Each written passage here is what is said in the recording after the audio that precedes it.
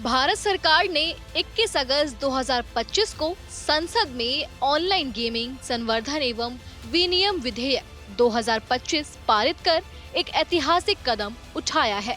यह कानून डिजिटल क्षेत्र में बढ़ते ऑनलाइन मनी गेम्स के खतरे से नागरिकों को बचाने के उद्देश्य से लाया गया है। ऑनलाइन गेम्स की लत, वित्तीय बर्बादी और मानसिक तनाव जैसे गंभीर सामाजिक प्रभावों को ध्यान में रखते हुए सरकार ने यह विधेयक तैयार किया है, जो एक संतुलित दृष्टिकोण अपनाते हुए ऑनलाइन गेमिंग को संतुलित विकास की दिशा में आगे ले जाने की ठोस योजना प्रस्तुत करता है।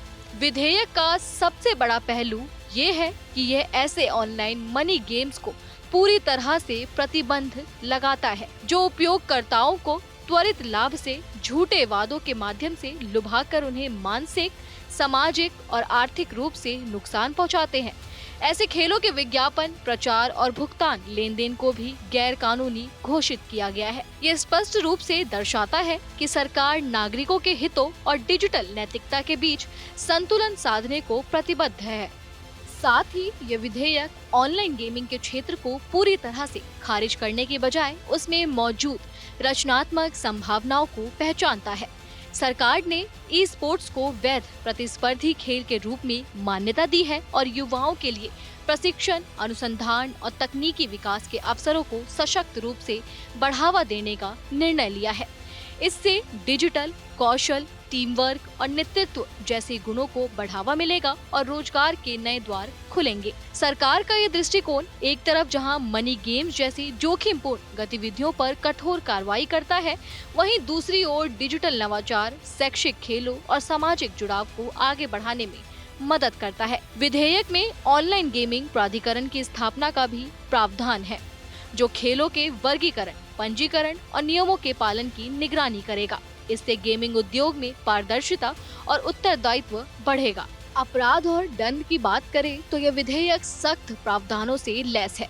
अवैध मनी गेम्स चलाने या प्रचारित करने पर 3 से 5 साल तक की कैद और 1 से 2 करोड़ रुपए तक के जुर्माने का प्रावधान किया गया है।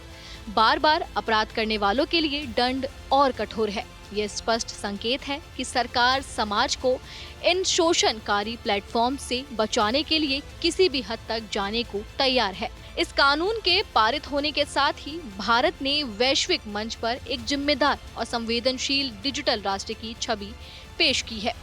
जब दुनिया ऑनलाइन गेमिंग की चुनौतियों से जूझ रही है, भारत ने न केवल समस्याओं को पहचाना बल्कि उन्हें समाधान के लिए ठोस कानून बनाकर नेतृत्व भी किया है।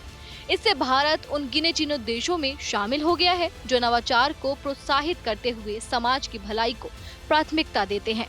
विधेयक का प्रभाव केवल प्रतिबंधों तक सीमित नहीं है। यह देश में रचनात्मक अर्थव्यवस्था को मजबूती देने, युवाओं को सशक्त बनाने और वैश्विक प्रतिस्पर्धा में भारत की स्थिति को मजबूत करने वाला साबित होगा। परिवारों को गेमिंग की लत से होने वाले संकट से राहत मिलेगी, युवाओं को सुरक्षित डिजिटल मंच मिलेंगे और तकनीकी क्षेत्र में भारत की क्षमता का विश्व स्तर पर प्रदर्शन होगा। सरकार पहले से ही कई उपायों के जरिए ऑनलाइन गेमिंग के खतरे से निपट रही थी, जैसे आईटी अधिनियम के तहत वेबसाइटों को ब्लॉक करना, उपभोक्ता संरक्षण कानूनों के तहत भ्रामक विज्ञापनों पर कार्रवाई करना और साइबर क्राइम हेल्पलाइन 1930 के माध्यम से त्वरित मदद उपलब्ध कराना। अब ये नया विधेयक उन सभी प्रयासों को एक सुसंगत कानूनी ढांचे में बांधता है और गेमिंग क्षेत्र के लिए एक स्पष्ट दिशा तय करता है। अंततः ये विधेयक भारत की डिजिटल नीति में एक नया अध्याय जोड़ता है, जो ये सुनिश्चित करता है कि तकनीकी केवल मनोरंजन या मुनाफे का साधन न होकर समाज की सेवा का माध्यम बने। ये कानून दिखाता है कि कैसे सरकार नवाचार को बढ़ावा देने के साथ साथ नागरिकों की सुरक्षा को सर्वोपरि मानती है। भारत अब डिजिटल भविष्य की ओर बढ़ते हुए न केवल एक तकनीकी शक्ति के रूप में बल्कि एक जिम्मेदार राष्ट्र के रूप में भी उभर रहा है।